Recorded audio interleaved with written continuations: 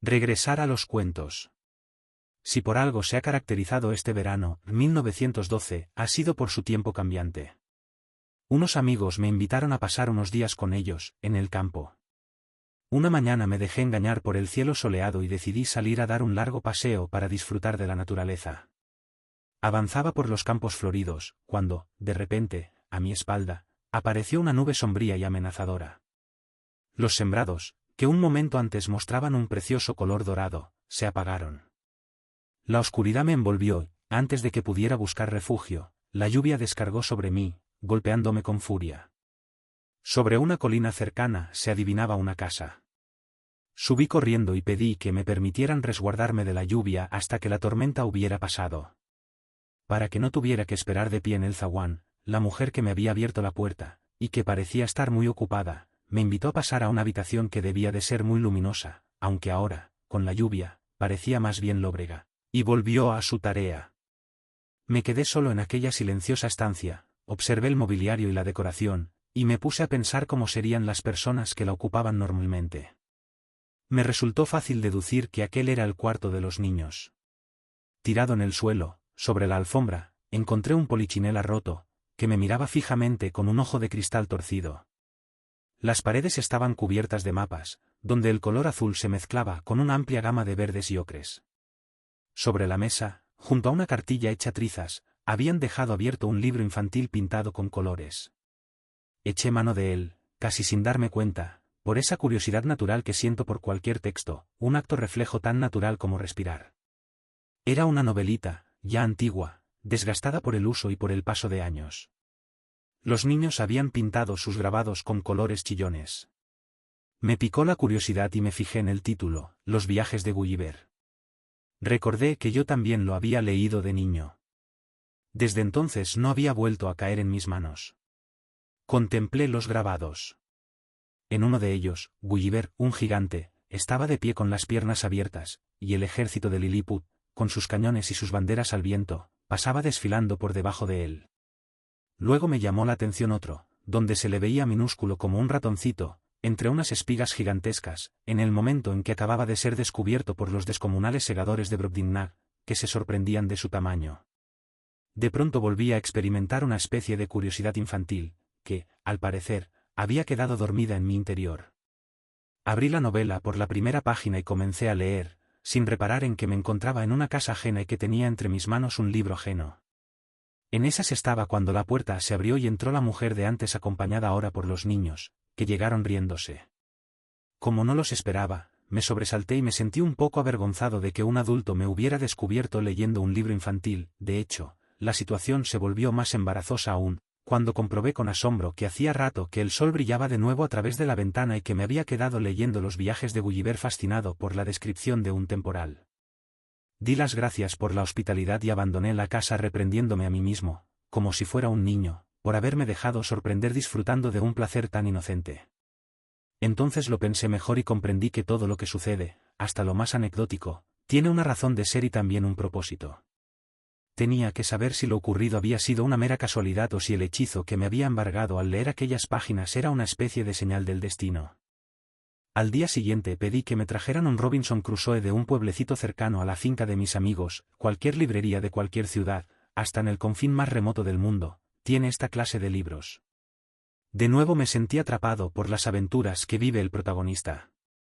Navegué con él en medio de la tormenta, naufragué en la isla, me estremecí al descubrir las huellas de unos pies desnudos sobre la arena de la playa, encontramos a Viernes, nuestro compañero de piel tostada, y por fin, al cabo de 20 años, que para mí pasaron en una hora escasa, apareció un blanco velero y pudimos regresar al hogar. Volví a sentir el mismo placer que había experimentado la víspera, una especie de rapto estético, una fascinación que me subyugaba sin ejercer violencia alguna, arrebatando mis sentidos, pero dejando libre mi alma. Las novelas de nuestra época me parecían plomizas y agobiantes en comparación con estas historias agradables y estimulantes que no exigían mayor esfuerzo. Pensé en los libros que había leído siendo niño y en cuanto había disfrutado con ellos. Me había portado como un ingrato desprendiéndome de ellos con la mayor indiferencia. Parecía como si aquel niño, que era yo, fuera extraño, ajeno a mí, como si al crecer me hubiera transformado en otra persona.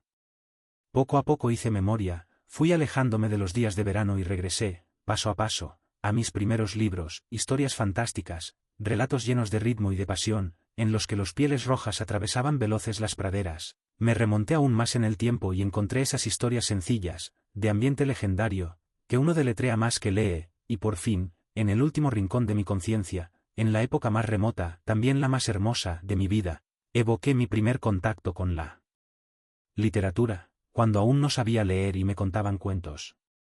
Por primera vez fui consciente de que estos relatos, por primitivos que nos parezcan, atesoran una sublime fuerza poética, y contemplé fascinado su sencilla belleza y su arrebatador encanto.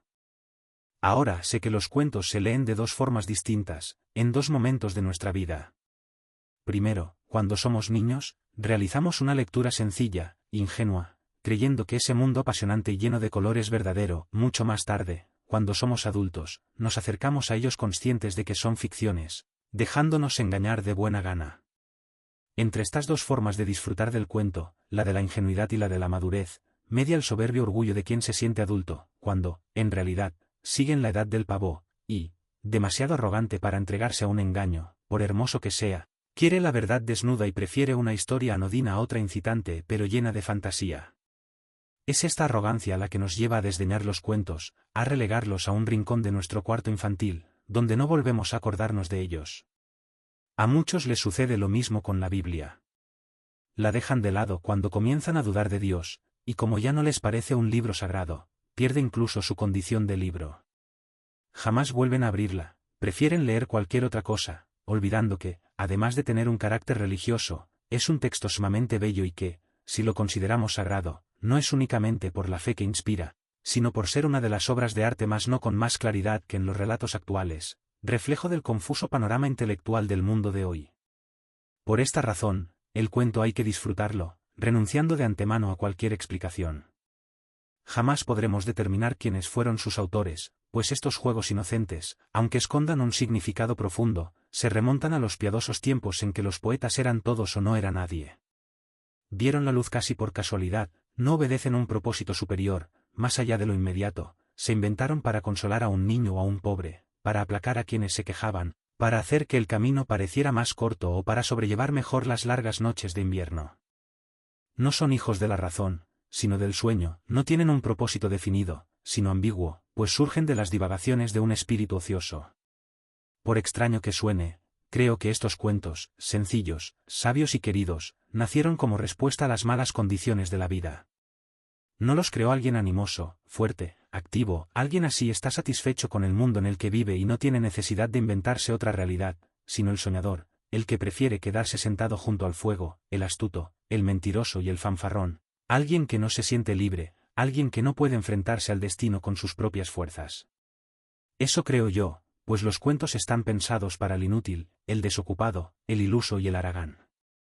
En la vida, en la real, es el fuerte quien alcanza sus objetivos, es el listo quien triunfa sobre sus adversarios, el hábil quien supera cualquier dificultad. ¿Qué podían hacer quienes iban quedándose atrás, por ineptitud o por debilidad, más que imaginar otro mundo, un mundo al revés, en el que el cumplidor llega demasiado tarde, el tonto se hace rico y el ingenioso es engañado? En el fondo, los cuentos son una compensación por los sinsabores de la vida, una manera de soñar, un consuelo soberbio, por eso gustan tanto a los niños, aunque se vistan con los ropajes de la moral, no son relatos aleccionadores. El gandul se pasa todo el día metido en la cama, para darle una lección, sus compañeros, maliciosos, le colocan una olla llena de salamandras negras debajo del lecho, pero, cuando mete la mano dentro, se produce un milagro, la olla está llena de oro y el vago se hace rico. El tonto vende su casa y sus bienes a cambio de una vara de avellano, pero resulta que ésta tiene el poder de abrir cualquier puerta y ni siquiera el rey puede proteger la cámara del tesoro. El soldado cobarde sale corriendo en medio de la batalla y busca refugio en una cueva cuyas galerías conducen a las entrañas de la tierra, donde encuentra cámaras llenas de oro y de piedras preciosas, va pasando de una a otra hasta que, en la última, encuentra a la hija del rey, una joven de una belleza prodigiosa que le ha estado esperando allí, celebran sus bodas y viven felices para siempre. El apuesto príncipe o la hermosa princesa de cabellos rubios, con su corona de oro, esperan al final de todo cuento para liberar al pobre pastor o a la sencilla sirvienta. La historia acaba casi siempre con un banquete nupcial como celebración del amor, pues los cuentos, sueños salidos de la noche, deseos que quedan insatisfechos al final del día, tienen su asiento, como enseña Freud, el sabio de la barba gris, en lo más profundo de nuestra psique.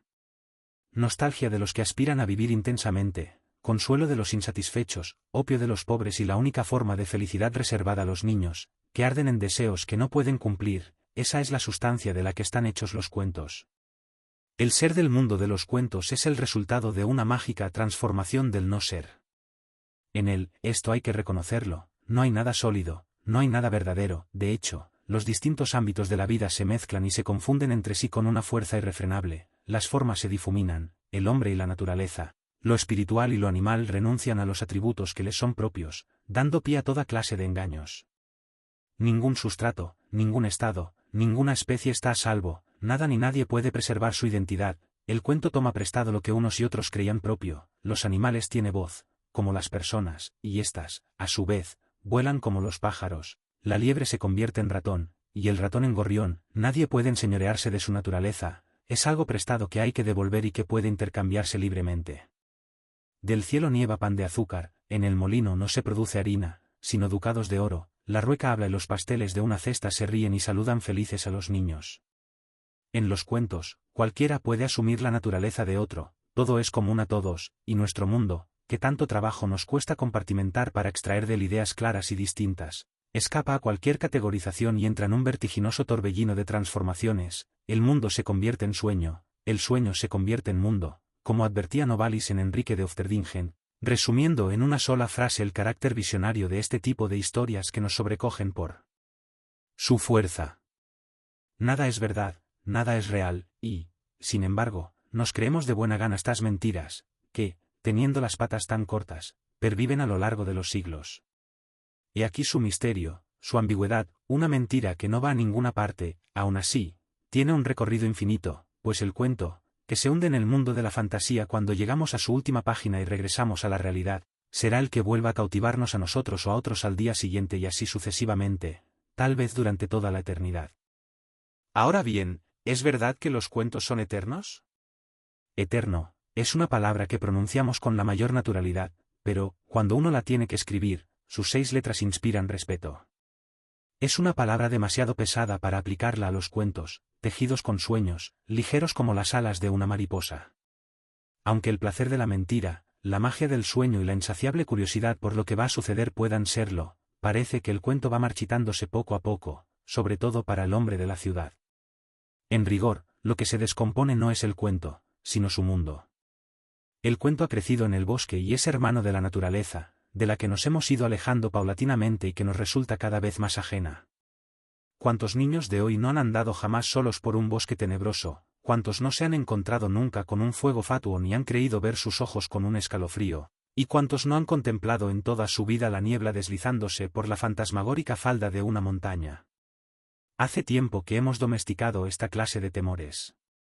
El lobo y el oso, que encarnaban la maldad, se han convertido en animales huidizos a los que siempre hemos visto presos, detrás de las rejas de sus jaulas, el uso y la rueca. La ballesta y las saetas no son más que palabras vacías que nos cuesta relacionar con objetos reales, y los príncipes y las princesas ya ni siquiera llevan corona.